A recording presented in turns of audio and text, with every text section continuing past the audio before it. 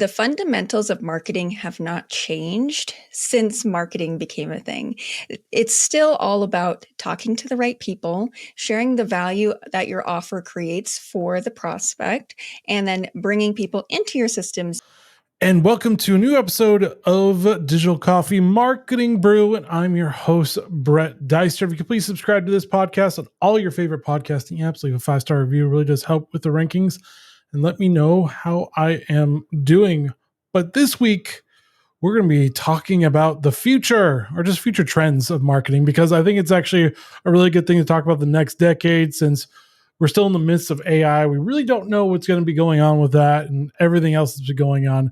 But with me, I have Angela Frank with me, and she's a fractional CMO with a decade-long track record of generating multi-million-dollar marketing revenue for clients. She is the founder of the Growth Directive, a marketing consultancy helping brands create sustainable marketing programs. In her new book, Your Marketing Ecosystem: How Brands Can Market Less and Sell More, helps business founders, owners, and corporate leaders create straightforward and profitable marketing strategies. But welcome to the show, Angela. Thank you so much for having me. I'm excited to be here. Yes, and the first question that's all my guests is, are you a coffee or tea drinker? Well, I'm a little bit of both. I love to have one really good, high quality cup of coffee in the morning, usually specialty, and I do a pour over with my V60. And then the rest of the day, because coffee is a little too strong for me after that, it's tea. And I actually understood all of that, even the V60 part, because I was a barista in my former life, or when I was younger. But also, for those listeners that don't know, V60 is basically a system to pour over your coffee. There's just different types of brands, different types of, I guess, pour over systems to use, and use the V60. Yep. All right. And I gave a brief summary of your expertise. Can you give our listeners a little bit more about what you do? Yeah. So at the most basic level, I help small businesses with their marketing strategy.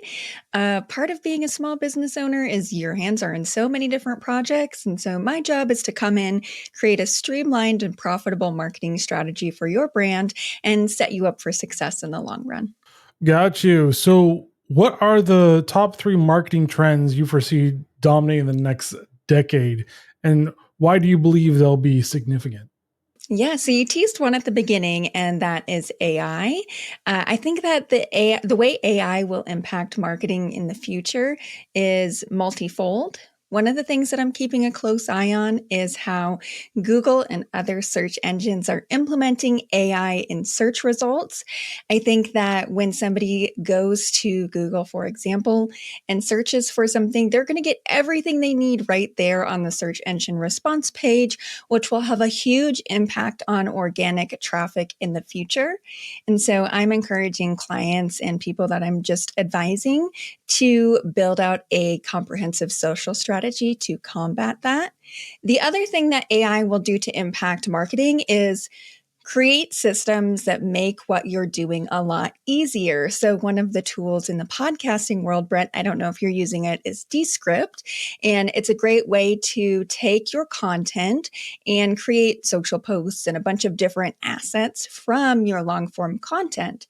And while there's still right now a little bit of cleanup that's needed to make things nice, this is a really good example of how AI is creating a system for marketers to tap into to create multiple assets from something that you've made once. The third thing is kind of to be determined how AI will improve your data infrastructure and provide you more comprehensive insights. There are some tools that are just sort of coming to the market right now that will be able to assist you with that. But I'm really excited for the opportunities coming down the pipeline for AI to help you take your data and make sense of it, especially from a small business owner perspective.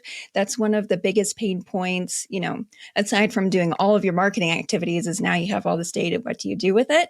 I think AI will be really useful for that in the future. By the way, spoiler, Squadcast is part of Descript. So yes, I actually use Descript because they're part of one subscription now. So yeah, I've used it. I don't really use it for that. I usually more the filler words, because it does a really good job of getting rid of those.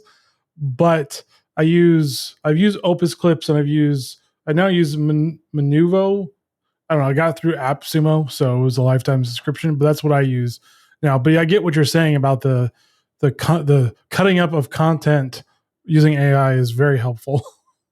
Yeah, I think that's really where I want to encourage people to start thinking about using AI. A lot of the things that people have used AI for when ChatGPT started to get really big was the content creation. And what you're trying to do from a marketing perspective is create a connection with your prospects. You're trying to create a human connection and build that trust. And if you're using ChatGPT or another AI language model to write your copy, your social posts, that sort of thing, you're really taking that human element out of it. And people can tell that you're using AI to write these things. And so you're actually uh, creating a negative element when it comes to trust. You're ruining that trust with your brand.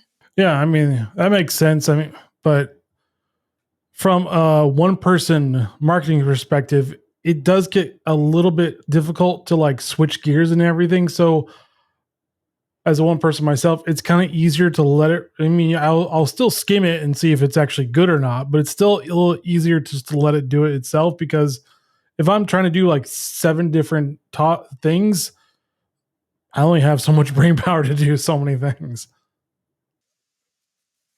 Yes, I totally understand. I have been a solo entrepreneur for over a year. My husband now just joined the team to help support some of the content needs that we have. And the way that I'm using AI is to help with brainstorming. And also, if I'm typing something up and I'm not sure how to put a nice bow on it for the final sentence, I use AI to support my workflow that way. I definitely understand from the solo entrepreneur perspective of wanting to use AI. And when I first launched my website, it was a lot of copywriting that I had to do. I did use AI for that, but I'd encourage anyone who has gone and done a lot of their things in AI to go back every once in a while, look it over, make sure it's still accurate, and try and add the human element as you're going, right? A lot of the things that we're doing in small business as a solo entrepreneur is creating things that are better done than perfect. And I totally get that. You just want to make sure that you're continuing to keep it updated over time. And then, I mean, moving on to like more of, because you talked about data a little bit, data privacy, since yesterday we had the big announcement that basically everybody in the United States' social security number, addresses, everything was stolen. So how are we going to keep all that data and privacy basically protected? Because it seems like everything everywhere is being hacked and you have no control over how you can lock your things down. So how do you envision marketers to actually like care about the data, figure out what to use it, and but also protect it at the same time? One of the things as a marketer is the onus is on you to make sure that your customer data is being protected.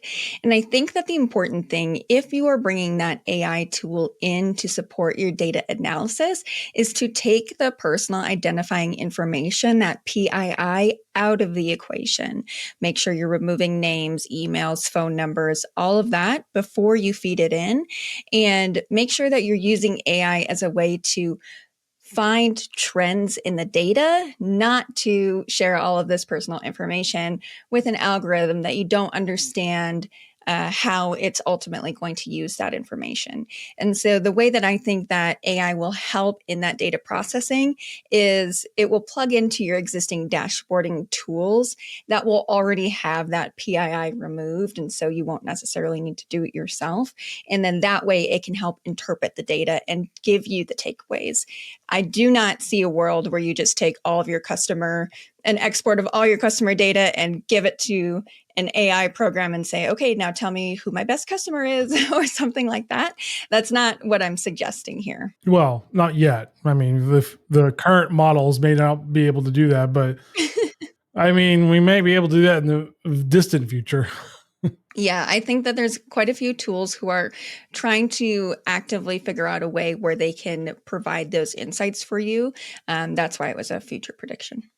All right. And so you talked a little bit about content, but what do you see for the future of content? Is it more use of AI? Personally, I would like to see frame generations for video editing. So the jump cuts don't happen anymore. They already kind of have that in gaming with predicting games future frame generation basically. So I kind of want to see that a little bit more in video editing, because that will just help with cutting up things that you may actually want to leave out and then just making it look seamless. But what do you see the future of content evolution happening? Yeah, so from a high level, like I mentioned, the way that organic search will change will really influence the way that we will create and use content in the future. And so the way that I see it most immediately is that organic traffic will contribute to your content strategy less and less. And so what you need to do is build out a social content strategy and then a blogging strategy that supports the content you're making. So instead of traffic coming through Google, maybe you're a pool installer and you have a great blog post talking about all of the different things that you need to keep in mind when you're going to get a pool installed in your backyard.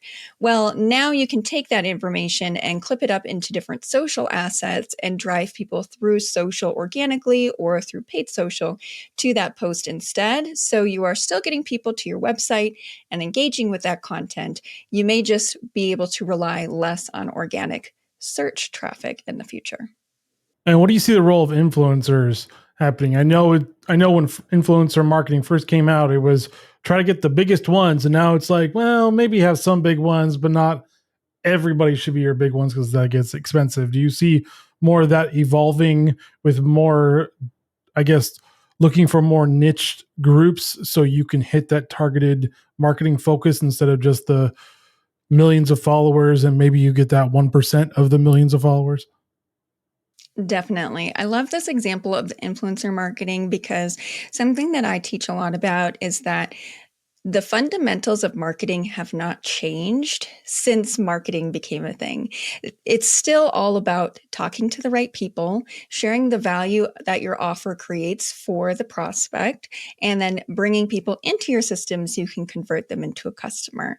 And so, taking this knowledge to influencer marketing, we are going to be able to use influencers as a tool, very much like we do now, to get people to the right people to learn about our product, the offer, and the pain point that our offer solves, and then getting them into our system. And I think you are spot on when you said that tapping into niche markets will be an increasingly valuable way for marketers to do that. I think, especially as we've seen some of the slowing in the economy currently, marketers are looking for more cost effective ways to do those three things. And so, by using a more niche marketer, not only will your influencer marketing dollars go a lot further because you can maybe tap into in two or three influencers where previously you would get one a really big one, but it will also have an improved ROI because you're talking to the right people who care about the offer that you can provide. It's also probably looking at other content besides social, like podcasting. From the numbers, it looks like it's more attractive than even TV ads now. I mean, TV ads aren't that great, anyways, but they're more attractive. But there's also some stats saying that pod load, which is basically having too many ads, is also a downside. So there is a give and take. Should marketers start to even look more towards podcasting, because podcasting as a medium, it's going to keep on growing for a while. There is no sign of slowdown. Plus, it's also cheaper than social at times. It's also cheaper than anything else. Definitely.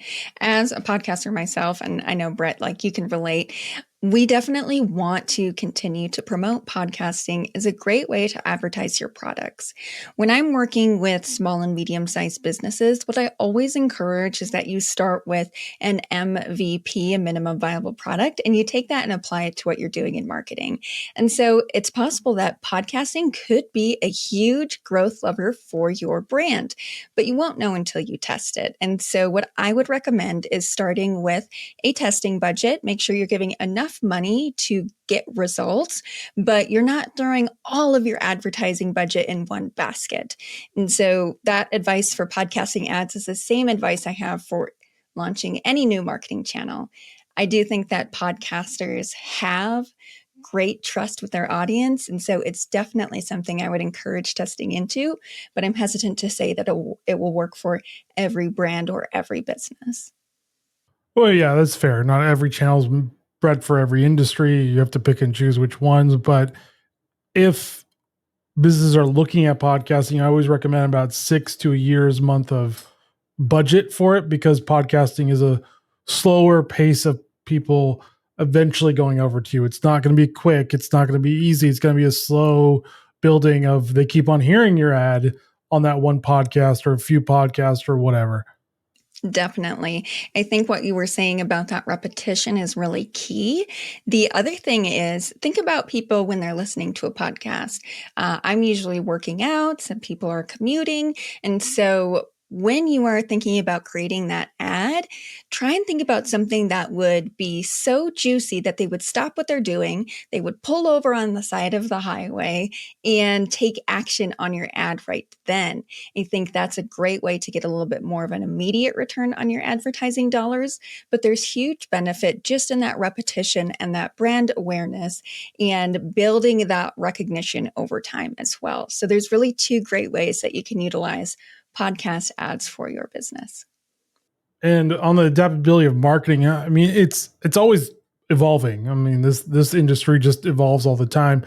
So, I mean, how can marketers cultivate a mindset of just cultivating and staying ahead of the curve? Because AI right now is nice to know, but eventually it's going to be a demand to know. So, how can marketers stay ahead of that? Because, I mean, AI is here to stay. It's not going anywhere. Definitely. I think one of the things that has always helped me is to watch for a couple of months how the landscape is evolving to see where the big changes are happening. Of course, if Google puts out a new core update, you want to learn how that's going to impact your traffic. However, if there's a new tool or something that's a little bit more novel that comes onto the scene, wait to see if it is being adapted. And the reason I recommend this, again, is mostly because I work with small and medium sized businesses. And so they are already focused in so many different areas. And so if you're a marketer, make sure that you're focusing on the things that are driving growth for your business. Wait to see if something looks promising. And then once you see a couple of businesses talking about it, you can still be in that group of early adopters and start testing into that channel or that tool with that MVP concept that I was talking about. And so in this way, you're focusing on what's making the best returns for your business, but you're also staying on that cutting edge and making sure that you're not falling behind in your marketing career or in your business's growth when it comes to marketing. And what emerging marketing tags do you believe will become mainstream in the next 5 to 10 years? Yeah, I think that what is really most important is that anything new that comes onto the scene, you're making sure that you are bringing your core message, your core offer, and talking to the right people. And so while we might see that, for example, organic search changes in the future, we want to make sure that anything new that we're doing, we're bringing the core elements of marketing into that. I think one of the things in addition to AI, is going to be the rise of the personal brand and how we're able to tap into these brands that are maybe bigger than the influencer themselves, but it will be a great marketing tool for businesses. I think it is now, but even more so in the near future. But again, what's going to be most important is how you're positioning yourself with these new tools. How do you think the relationship between traditional and digital marketing will evolve in the next 10 years? Because we're starting to, I mean, even email marketing, which I always call the dinosaur of marketing for digital, is still very viable today. And I mean, still like placing those ads on your doors or in the mail can still actually generate revenue. TV ads still generate revenue. So how do you see I guess, melding or evolving of the two combined? Yeah, I think something really cool that has happened in just the last couple of years is the ability to track offline advertising efforts in a way that you can track them in the digital world. So things like tracking phone numbers on your direct mail, QR codes where you can track how many times that was scanned, unique website URLs that you have only on your TV ads or your direct mail. Those sort of things will help you determine the ROI on that in a way that you maybe couldn't have a few years ago. And so I think that different businesses will have different marketing channel mixes that work best for them, meaning some you're still going to kill it in direct mail, whereas others, direct mail will not work for you at all. And you are finding that digital ads are really working well. I think the most important thing is that at the end of the day, you are tracking everything that you are doing online and off to make sure that you can attribute success to the marketing dollars that you are attributing to each channel. And so that's like through promo codes and QR codes. If it's the physical part of your marketing thing, and then obviously you can probably use the same thing, but some way of tracking it. Because physical, I mean, unless you have a QR code or like a coupon code, it's hard to track if it's actually worked. Yes, definitely. And I think that's been one of the largest pain points in that more traditional marketing space, especially with the advent of digital. If you do a radio ad, for example, it's still pretty difficult to attribute success to that because you are requiring someone to remember your unique coupon code and then go to your website when they get to wherever they're going and then put that in. But for things like direct mail, like you mentioned, you can use that coupon code or a QR code. You can use a special URL that's attributed to your direct mail campaign. But also you can use this in TV ads, things like that as well, to help attribute success to what you're doing. And as the founder of the Growth Directive, how do you see the role of marketing consultancies changing to meet future business needs? One of the reasons why I started the Growth Directive is because I was working several in-house high-level marketing roles, head of growth, that sort of thing. And I realized that the companies that I was working for, while they were making between $2 and $20 million a year, they really didn't need someone full-time in that role.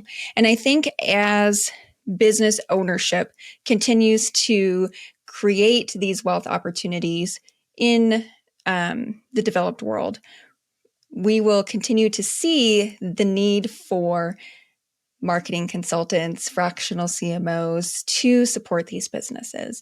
As a small business owner, you are focused on so many different things, like I've mentioned. And so having somebody come in and own that strategy for you in a way that grows your business without you having to make this huge upfront financial commitment to hire someone full time as a CMO, for example, that's going to be at least a couple $100,000 a year commitment, if not more. This is only going to be more and more and more relevant.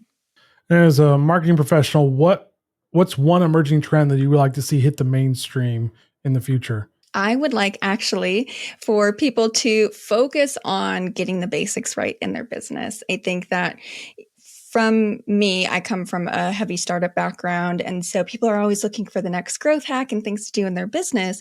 And what I've noticed is that comes at the expense of neglecting the foundations of a solid marketing strategy. And so while there are great new tools that are coming on the horizon, I think making sure that you've taken and put first things first in your business is what will set you up for the long run. Call it foundations for no reason at all. So, I mean, it's always good to know the traditional marketing tactics. Yeah. And so people are listening to this podcast and they're wondering, where can they find you online to learn more? Yeah. So I mentioned that I also host a podcast. It's called The Growth Pod. You can find that at growthpod.fm. And we chat a lot about what we were talking about today, Brett, and other business building tools. You can hear from me, but I also do interview style podcasts just like this one. All right. Any final thoughts for listeners? I think that as a small business owner, it's okay to do less, and that actually produces more results for your business. So if you're feeling overwhelmed, let this be your permission to focus on the things that are actually producing results in your business. All right. Thank you, Angela, for joining Digital Coffee Marketing Brew and sharing your knowledge on marketing and the future trends. Brett, thank you so much for having me.